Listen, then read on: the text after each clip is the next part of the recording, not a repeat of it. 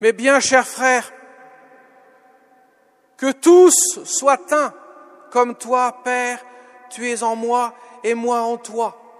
Je veux que là où je suis, eux aussi soient avec moi, dit Jésus dans cette magnifique prière qu'on appelle la prière sacerdotale, que l'on trouve seulement dans l'évangile de Saint Jean, qui est la révélation de l'intimité, de la profonde intimité de la relation entre le Père et le Fils. Jésus insiste beaucoup sur l'unité du Père et du Fils, que tous soient un comme nous sommes un, toi en moi et moi en toi. Rappelant que le Père et le Fils sont bien le même Dieu, avec le Saint-Esprit, qu'on ne peut les distinguer quant à l'être, puisqu'ils sont le même être. Ils sont le même Dieu. Tous les trois sont un seul et même Dieu.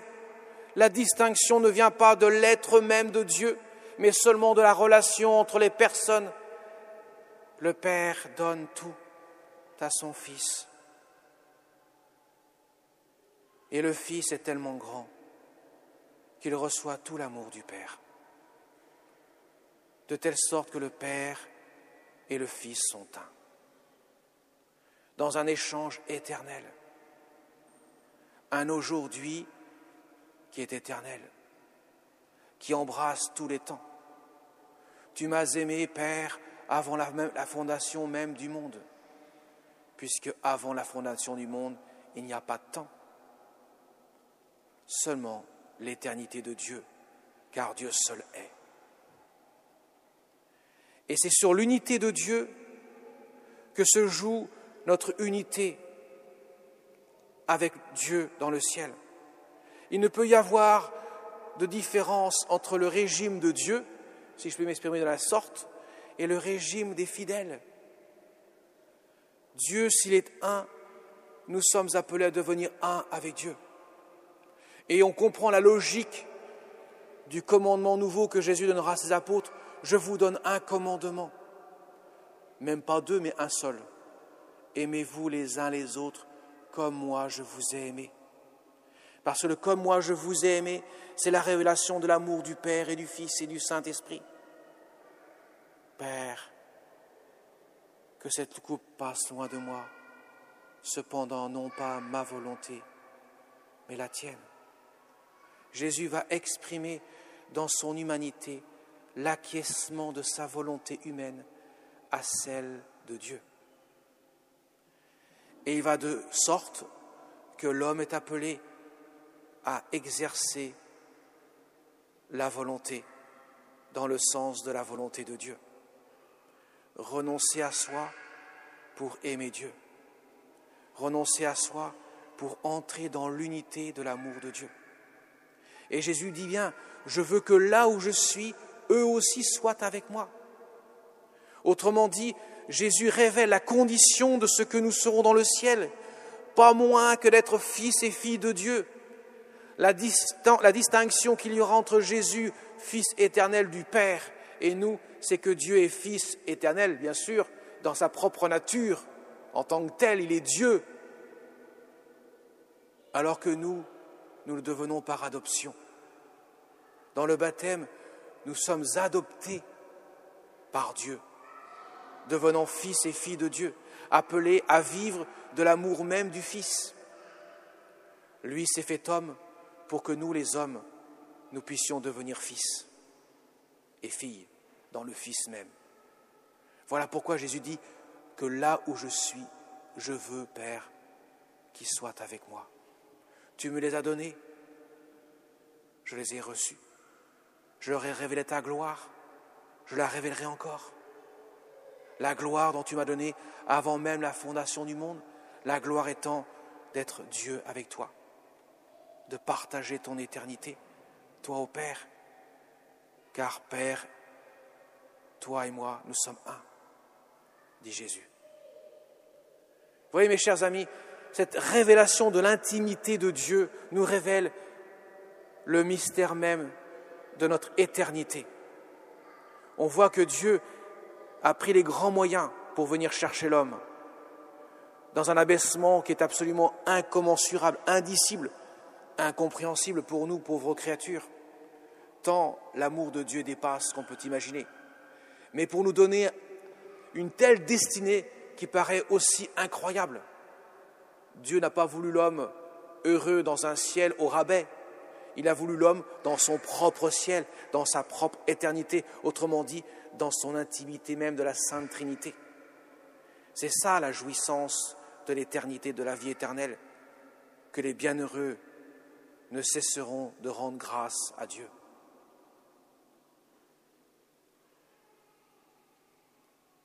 Déjà sur terre, la Vierge Marie, à sa plus haute perfection, a connu déjà cela dans la foi. Elle vivait cette relation d'intimité avec son Fils, avec Dieu, parce que son Fils est Dieu. Elle le vivait d'un amour, d'une perfection humaine qu'on ne trouve pas son pareil sur terre. Elle aimait par-dessus tout. Il n'y avait rien en elle qui puisse être contraire à l'amour, même au pied de la croix, même devant la tragédie de la croix. Elle a aimé, sans cesse aimé. Et la liturgie de ce jour manifeste avec une clarté saisissante le premier martyr de l'Église, saint Étienne, qui sera lapidé quelques années seulement après la montée de Jésus au ciel. Et voilà que se trouve au pied de saint Étienne, à qui approuve le meurtre de saint Étienne, un certain Saul, qui deviendra le grand saint Paul. Et saint Étienne, avant de rendre son dernier soupir, dira l'une de ces paroles que nous avons entendues dans la première lecture. « Père, ne leur compte pas ce péché, pardonne-les, ils ne savent ce qu'ils font. » Voyez le témoignage de l'amour. Saint Étienne met en acte le commandement du Seigneur qui lui permet de voir. Il dit « Je vois la gloire de Dieu, je vois le Fils de Dieu auprès du Père dans sa gloire. » Avant même de mourir, il a une vision de la gloire de Dieu. Et bien sûr, cela mettra en colère les pharisiens, les chefs des prêtres qui vont alors là se donner un cœur de joie pour lui jeter des pierres. Eh bien, le grand saint Paul, à n'en point douter, a bénéficié de la prière d'intercession de saint Étienne, son amour débordant de Dieu, qui ne voyait rien d'autre que de l'amour dans son cœur, même pour ceux qui le condamnaient à mort. Saint Étienne déjà avait cette vision, avait cette intimité avec Dieu que Jésus nous révèle dans l'évangile de ce jour. La grande intimité que le Seigneur à laquelle nous appelle. Mes chers amis, entre le dimanche qui se trouve entre l'Ascension et la Pentecôte que nous fêterons dimanche prochain, nous sommes dans ce temps de prière. Les apôtres sont au cénacle, ils sont dans le recueillement, dans l'attente de l'Esprit Saint. Nous sommes comme dans un cénacle qui se prolonge pendant plusieurs siècles, plusieurs millénaires, attendant notre assomption au ciel, mais aussi notre présence à Dieu auprès de lui, qui soit dans une parfaite consommation de la grâce qu'il nous donne sur terre. La prière est le moyen de rejoindre l'intimité de Dieu, comme le Fils nous le révèle.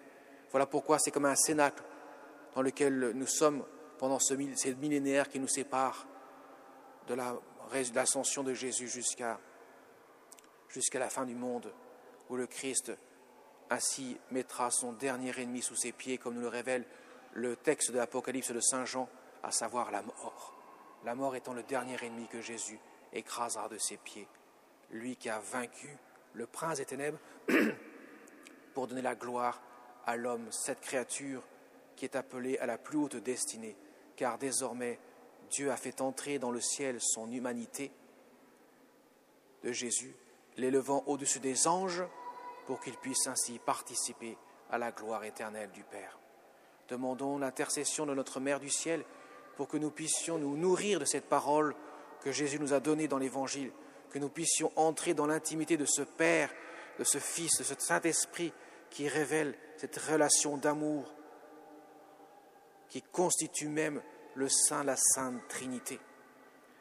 Et que nous sommes invités par le commandement que Jésus nous laisse à entrer dans la dimension de l'amour, qui est la seule réalité éternelle que nous pouvons connaître dès ici-bas. Tout le reste disparaîtra. Tout le reste disparaîtra. Et je terminerai par là.